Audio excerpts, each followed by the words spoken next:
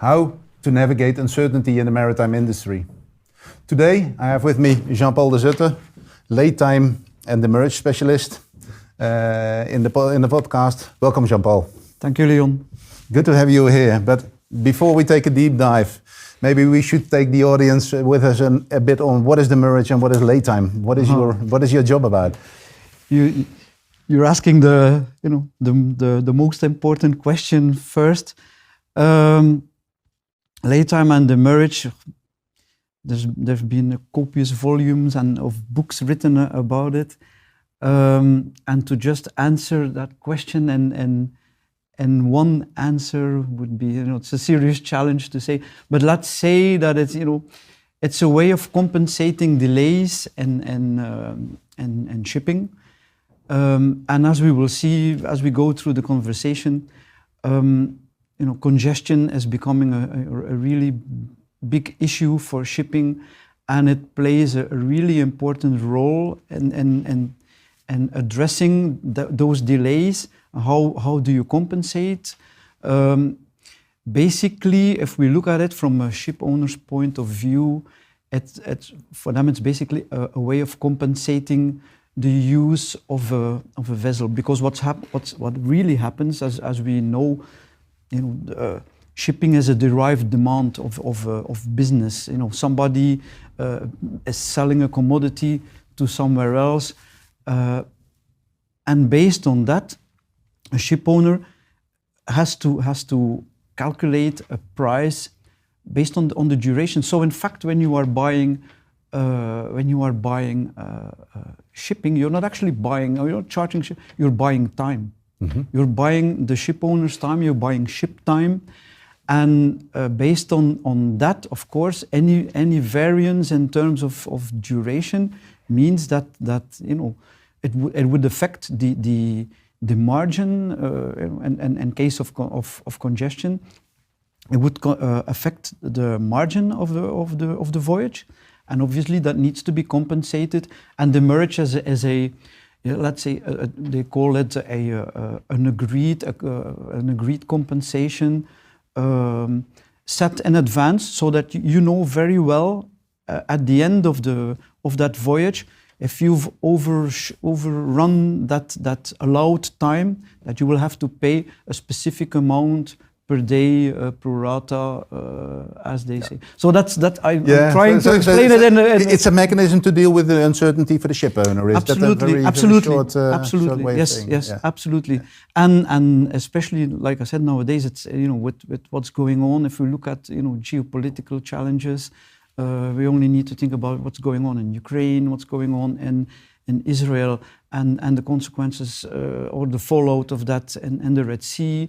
If we look on the climate aspect, what's going on in the Panama Canal, there's so many things, and this all has an effect on congestion, on port stays. And we as a company, a lot of what we do is basically audits. So we do audits on trade lanes for companies, for clients, audits on specific ports where they see we have issues. How can we address those issues? How can we address? Are there ways, and there are ways, and we'll get to that later. Are there ways to address that congestion, or to deal with that uncertainty, as you say? And what we've found over the years that things are definitely shifting, in the sense that before, demurrage was really a measure to compensate for delays that were accrued in the port. Nowadays, we are seeing that the ports are actually, dry bulk. I'm not talking about container. The port operation is usually quite efficient, but it's the waiting time before you can get to the berth, and that is becoming a real issue. Yeah. Maybe it's good to dive a bit deeper into that topic, but what I really like and I want to share with you was actually a quote that I got from your website, and I think it's good for the audience. God must have been a ship owner, placing raw materials far from where they were needed and covering 2/3 of the earth with water. Ness, who was a ship owner. Yep, I had a look at it, but I think God was also a friend of the laytime and the demurrage specialist in that sense, with the crane breakdowns and bad weather and acts of God even that are being covered in the charter parties. But I think it's good to zoom in a bit more on the mechanisms. How is the industry actually picking up or dealing with that uncertainty on that? What are the mechanisms? The charter party. The charter party. Yeah, it's been it's the, let's say, the cornerstone of shipping shipping commodities, and rightly so, as it says in the quote. As shipping is basically derived demand. It doesn't exist without without trade, without somebody buying a commodity somewhere. And usually the commodities are spread all over the globe. And one way, obviously, to let's say to make sure this happens in an efficient way, and this has been going on for hundreds of years. There is proof that even I think the Phoenicians had a sort of a document. And actually, the word, do you know where the word comes from, Leon? No. Charter party? No. Carta partita. And carta partita meant a torn, divided chart.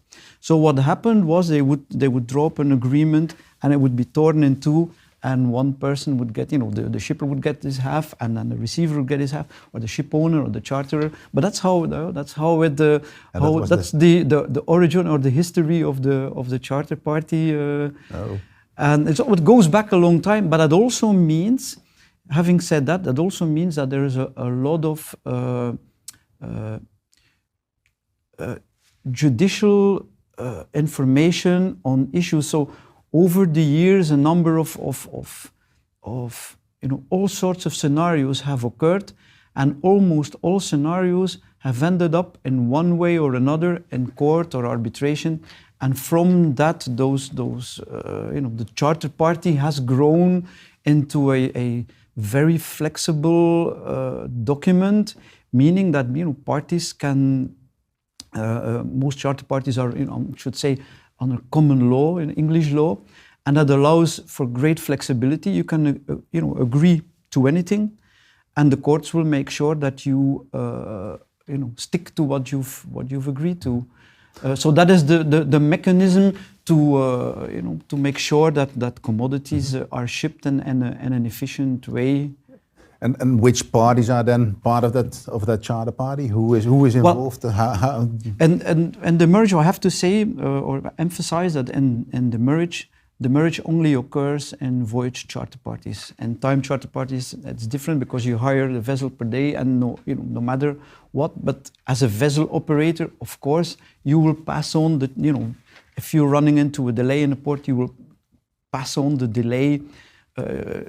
The charter will pay every day, but your voyage charter or the receiver will have to pay on a daily basis the demurrage based on the demurrage rate.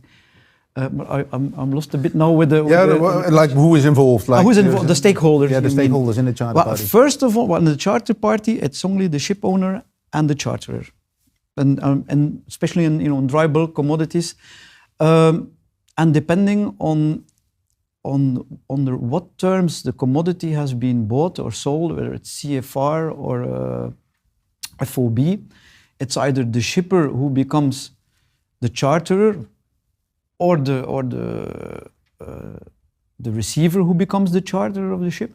Very often there may be an intermediary, so it is quite complex in some ways to. It takes a bit of time to really see and understand who are the actual stakeholders. And what's happening now, what we are seeing now is that before, it's called privity of contract, you have the two parties and nobody else is involved there. And we are now seeing signals that even terminals are trying to align their contracts in view of their client, who's then saying, "I will be chartering a vessel.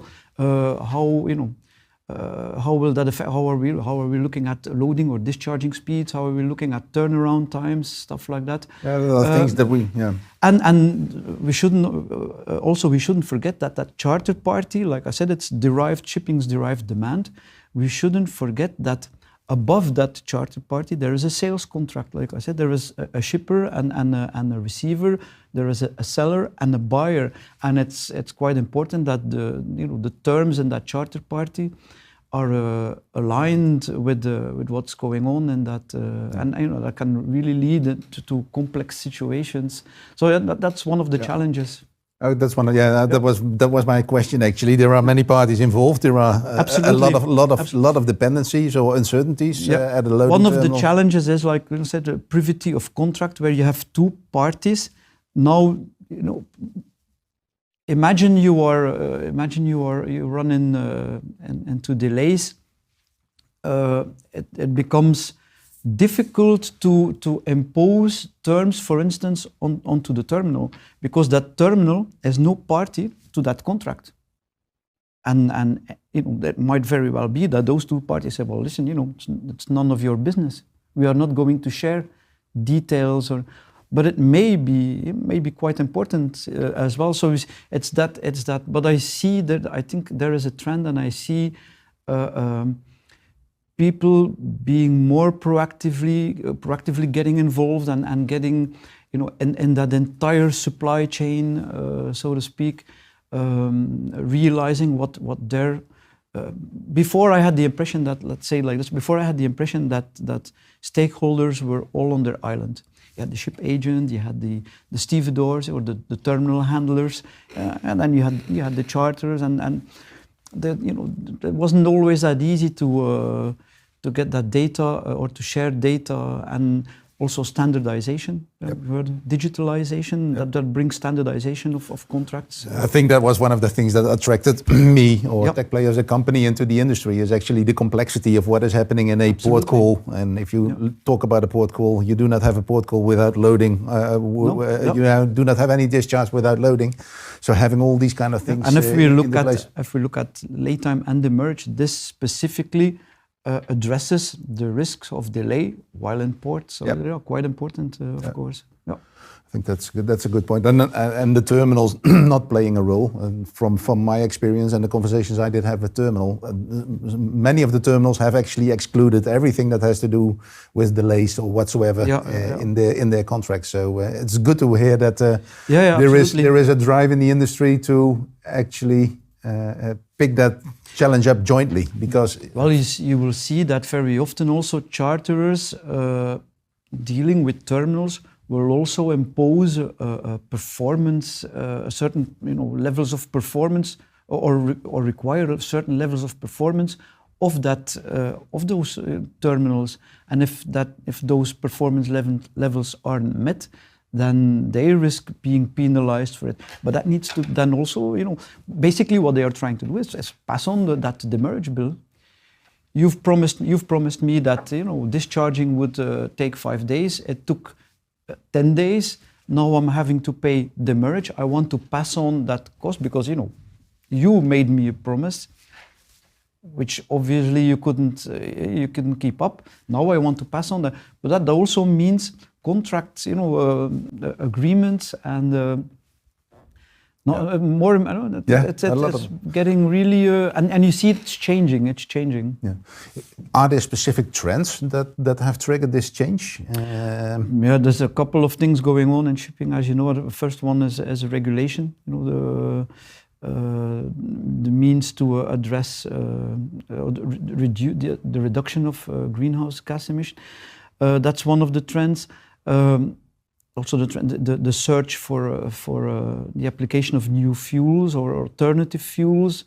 It's going in a lot of directions now, which also creates uncertainty for ship owners as in the industry, because if you are going to build a new vessel, what fuel will it burn? People are looking at ammonia, for smaller vessels at hydrogen, so that it's all interconnected, and that's definitely that's one of the trends definitely that we see, there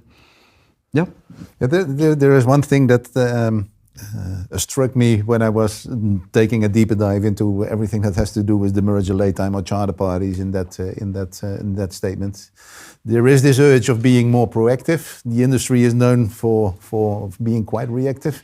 And one of the examples I find astonishing was like the as per previous sentence. We see that agents, but I also learned it is being used in charter parties as well. It's kicking in an open door, as they say. If you say that shipping's a conservative industry, but I wouldn't be so eager now to make this statement because I think the industry is really doing their utmost and we see a lot of changes with also shipping companies, ship owners realizing that they are part of the entire chain, and you really see that like I say, a proactive, it's also about relationships. We see long-term relationships.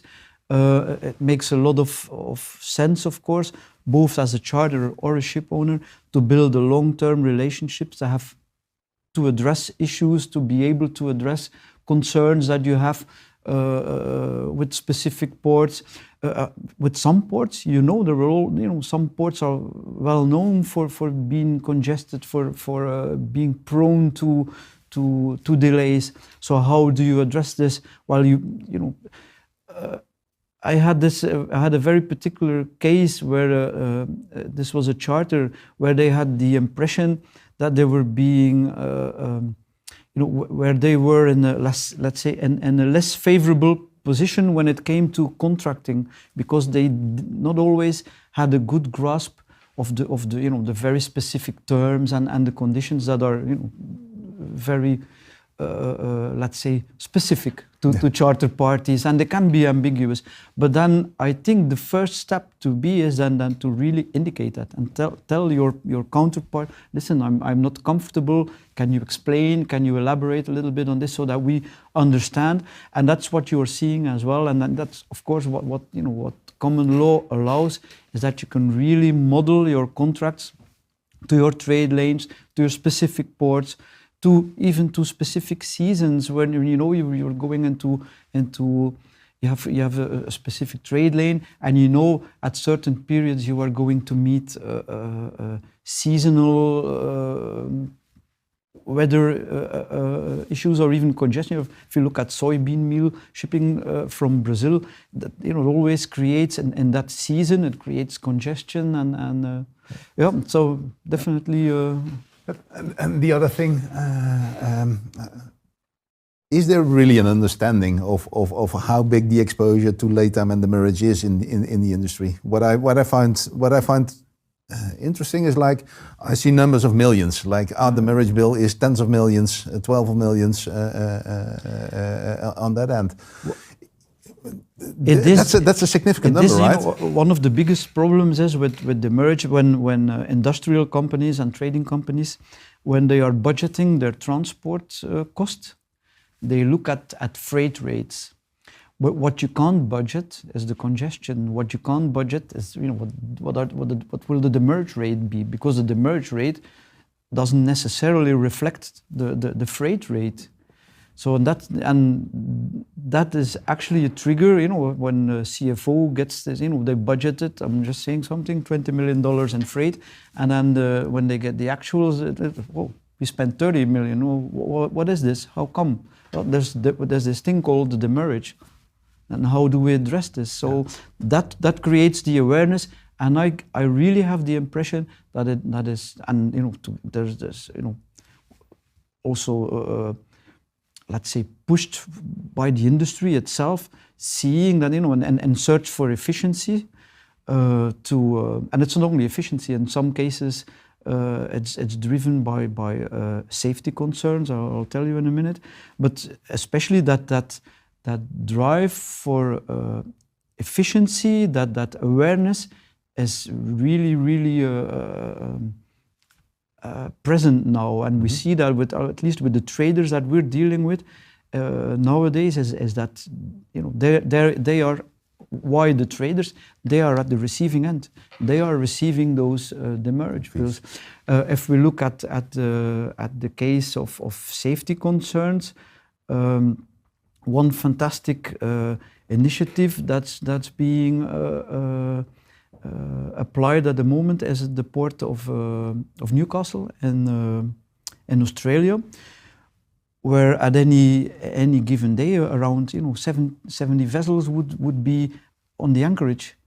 So that not only does that create an efficiency issue for that port, in terms of allocating berths and so on, but it also creates a safety concern. If you have 70 vessels on a plot bobbing around, you have the Great Barrier Reef nearby. You don't want any accidents. And the drifting part is also a safety concern. So that is one of the concerns there, and one of the ways to address this.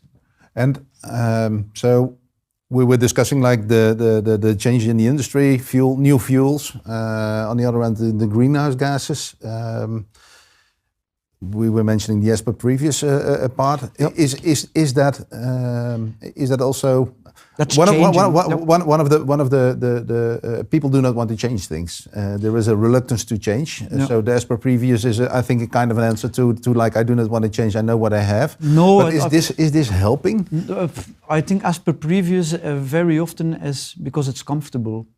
As they've, somebody drew up a charter party, or the broker had drawn up a very good charter party, and both parties were happy with it, and they would continue, building on that as a what do you call it, a boilerplate contract. But often what you would see, is what I see at least in the cases that I get, is that it organically grows by what they call the rider clauses, the additional clauses that are being added. So something, I'm just out of my head saying something. Imagine all of a sudden a different port is now being used, and you're being confronted with swell. You've had delays because of swell. So the next time you want to make sure that that it doesn't affect you, or that risk is well calculated, that risk is defined.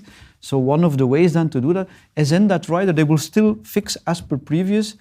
As per the boilerplate contract, but would have changed a couple of things. And you see, a rider growing over the. I have clients using as per previous, like you say, based on contracts of 10 years ago. But if you would go back on the history of that rider, of that charter party additional term, you would have seen that evolution of things that are the only. Let's say risk there is that you can change so much, but then you really need to take out. You have to avoid that you create ambiguity, and this happens a lot. People have one clause in a contract, and they want to change it. They put in a new clause and then leave the old clause in, and then you create all sorts of if something does happen. It can create a lot of issues and disputes and concerns. I think one of when you started your intro, you say also meant I'm doing a lot of audits, and we've discussed about this topic. Really, also not only looking at what is the demurrage or what is the waste within that contract, but taking a deeper dive. Can you elaborate a bit on that? Yeah, basically what we do is, if we run an audit, is the first thing we do is look for accuracy. So if you get a claim, is it accurate? And then secondly, you want to know what is the root cause of those claims. And then to do that, we really need to do a historical audit on specific ports, on specific trade lanes, going back in time, looking at what caused specific delays at a specific port, and it's quite revealing often. And where people, I literally had cases where the port congestion was actually could actually be addressed and avoided by just investing in an extra silo capacity, which then that specific client did, and they invest. If you're looking at $1 million and just a bit of silo capacity, additional silo capacity, what you can avoid, by a capital expense, what you can, avoid in demurrage. If that means that, I've seen crazy stories and really proactive solutions. But that, that like Mario was saying, that hyper awareness, and that's really something. And I get the impression that people are taking the holistic approach, are looking at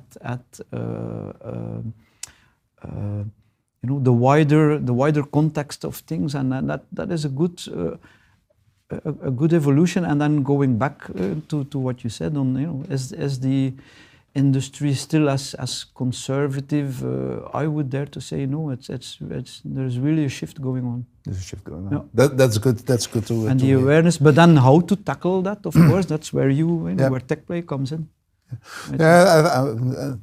That is what I feel is like. It's a complex. There are many parties involved, and there are a lot of dependencies, and that is why this contract, the charter party, has been written up. But as far as I have seen it, it has been used to use it in hindsight, less, and it was very hard to actually use that and make that more proactive or become more proactive. Learn from these kind of. I think the audits that you, the audits that you are doing are for me a good example. A very steep learning curve. Okay. I would like to thank you, Jean-Paul, for the interview. I really enjoyed it. I could have gone on for another hour or so. You want to continue? That's very good. But thank you very much. Thank you very much, Leon. Thank you for having me.